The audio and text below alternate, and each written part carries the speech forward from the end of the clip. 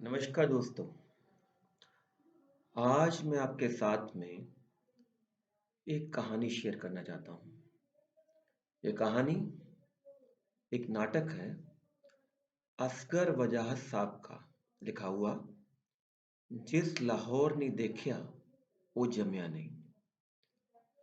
बहुत छोटी सी कहानी है लेकिन बहुत ही मर्मस्पर्शी है, दिल को छू लेने वाली है।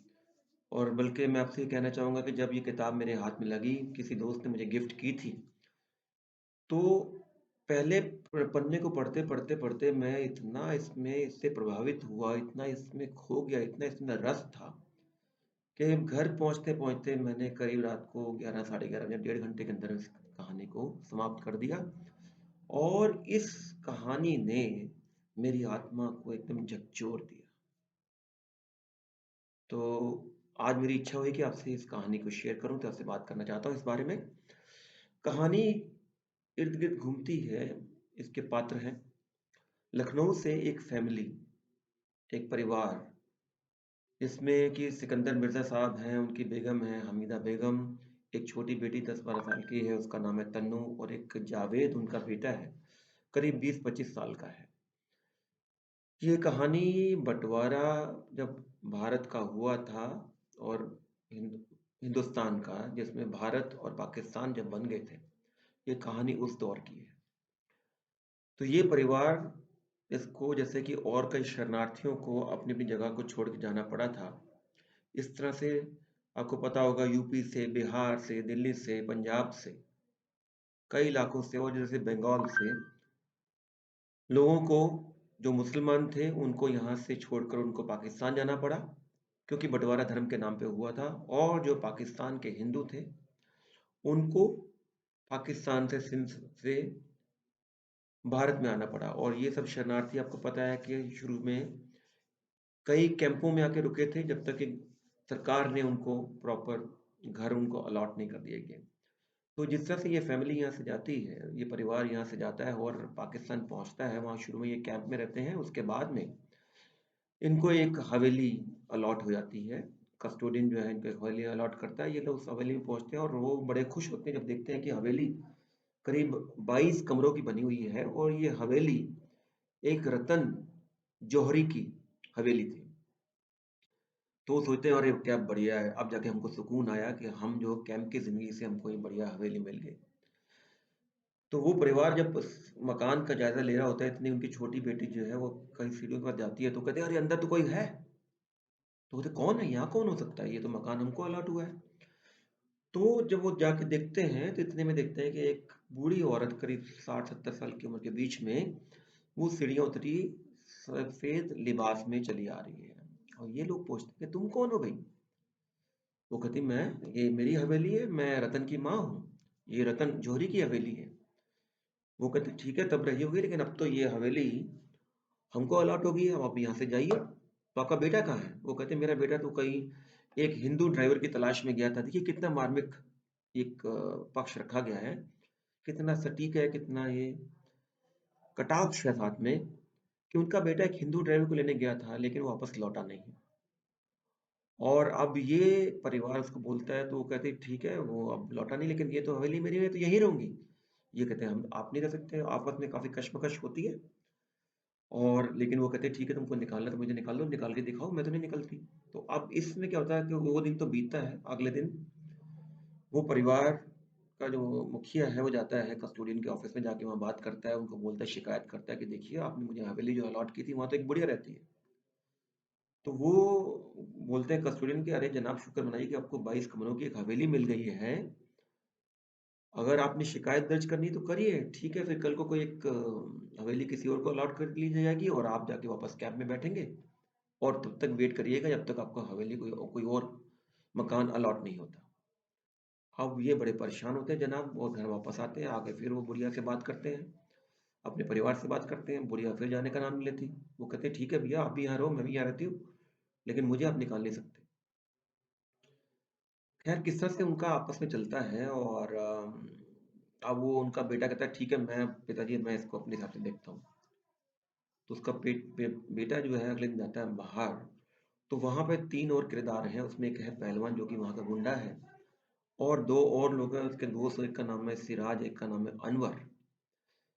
तो वो जब ये बताता है कि इस तरह से वहाँ पे बुढ़िया है, वो कहते हैं अच्छा, बुढ़िया है वहाँ पर? अरे हमने तो लगा था कि सभी लोगों को मार दिया गया वहाँ पर, वो बुढ़िया कैसे बच गई? चलो ठीक है, अगर उसको भी हमने ठिकाने लगाना है तो लगा देंगे। तो इस तरह से बात करके वो जो लड़का घर में वापस आता है और अपनी माँ-बाप से बात करता है, अपने पिताजी को बताता है, तो ये देख के उसकी माँ और बहन वो तो थोड़े से सकते में आए थे कि ऐसा कैसे होगा। पिताजी फिर भी थोड़ी हाँ कर देते हैं।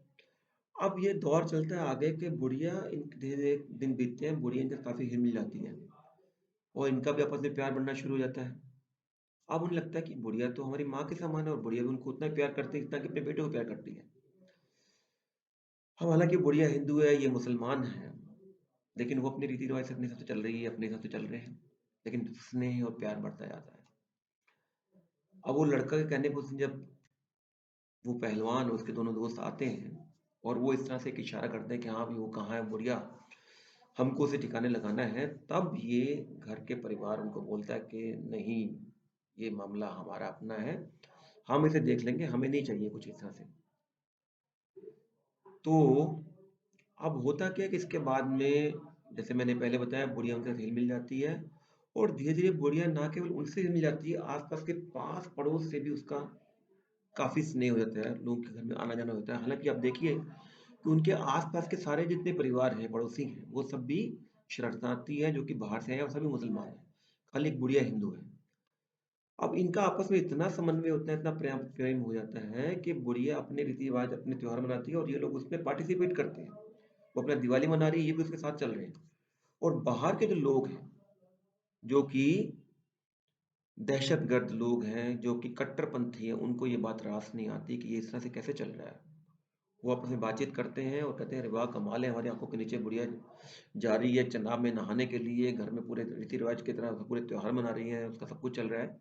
ये तो नाबाक बातें हैं, हमें तो कुछ एक्शन लेना पड़ेगा।" फिर वो आके परिवार को बोलते हैं। तो फिर परिवार फिर नहीं मानता, पड़ोस वाले भी नहीं मानते, तो अल्टीमेटली वो उनको धमकी देते हैं कि देखो भी अगर वो बुढ़िया को आपने नहीं निकाला तो आपको ये मकान छोड़ के जाना पड़ेगा और ये बातें बुढ़िया सुन लेती है। अगले दिन क्या देखते हैं कि बुढ़िया जो है सामान अपना बांध के जा रही है तो ये घर वाले देखते हैं, आप कहाँ जा रहे हो? बोले बेटा मैं तो चली जाऊंगी, आप लोग रहिए, मेरे कारण आपको परेशानी नहीं होनी चाहिए। परिवार बड़ा परेशान था, बोले नहीं अम्मा जी, अब तो आप हमारे घर की हैं, आप यहीं रहेंगी, आपने कहीं जाएंगी? आपका बेटे का कहीं पता नहीं है, कोई कहीं से हमने ऐलान कराया, कहीं से कुछ पता नहीं चला, आप ऐसे कैसे हंसते, हम आपको जाने नहीं देंगे। अब बुढ़िया रहने लग जाती है वहां पर। अब कुछ दिन और बीतते हैं और आप क्या होता है इसका एक अंत के बुढ़िया का इंतकाल हो जाता है एक दिन। अब बुढ़िया का इंतकाल हो जाता है तो बुढ़िया का अंतिम संस्कार करना है क्योंकि वो हिंदू है। तो ये सोच कश्मकश में कि क्या करें। फिर ये जाके मस्जिद के मौलवी के पास जाते हैं और मस्जिद के मौलवी साहब का जो चरित्र दिखाया गया इतना बढ़िया है। वो कहते हैं कि वो इनको राह दिखाते हैं, बोले कि अगर वो हिंदू थी तो उसका अंतिम संस्कार हिंदू की तरह ही होना चाहिए। तो वो मौलवी साहब और ये पूरा पड़ोस, उनके परिवार के लोग मिलजुल के उसके अर्थी का प्रबंध करते हैं, लकड़ी लेके आते हैं, उसका नदी किनारे उसका स्नान वगैरह करवा के उसको दहन करते हैं, उनकी अंतिम क्रिया करते हैं यहाँ पर। तो इस तरह से सब चीज़ निपट जाती है और बड़ा ही सुंदर इसका वर्णन किया गया है। लेकिन इस नाटक का अंत थोड़ा दर्दनाक है, वो ये कि वो जो 3 लोग थे पहलवान, सिराज और अनवर, उनको ये बात रास नहीं आती और वो मौलवी से जाके इस बात में जिरह करते हैं और फिर एक दिन बीत जाता है और अगले दिन वो क्या करते हैं कि वो अपने मुँह पे पट्टी-वट्टी बाँध के चेहरे को ढक के वो जाते हैं। मौलवी उनको पहचान तो नहीं पाता लेकिन वो कहता है कि अरे वो इस पूरे शहर में एक ही हिंदू था, वो तो एक औरत थी, वो तो मर गई, तो तुम हिंदू तो नहीं हो। तो वो कुछ नहीं बोलते, चुपचाप जाते हैं, वो उसको पकड़ते हैं मौलवी को, उसके पीठ में छुरा घोंप देते हैं, उसको मार डालते हैं।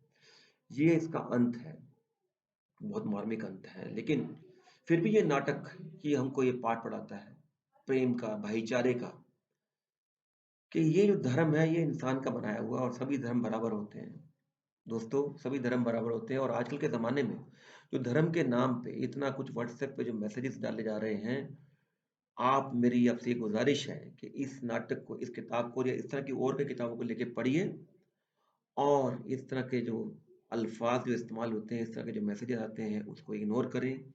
आपस में प्रेम, भाईचारा बढ़ाएँ, खुश रहें, प्रसन्न रहें और अगर लड़ना ही है तो कोरोना से लड़ें। मिल-जुल के लड़ें। धन्यवाद। सलाम। जय हिंद।